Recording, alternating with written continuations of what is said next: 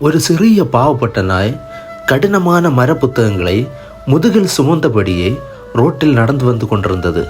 சுமை அதிகமாக காணப்பட்டதால் மிக சோர்வடைந்து களைப்புடன் வந்தது. அப்போது நடந்தது என்ன?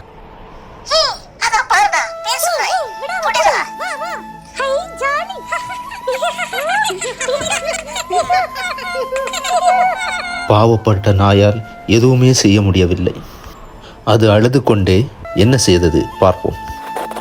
Hello, police! They've left me here with all these books!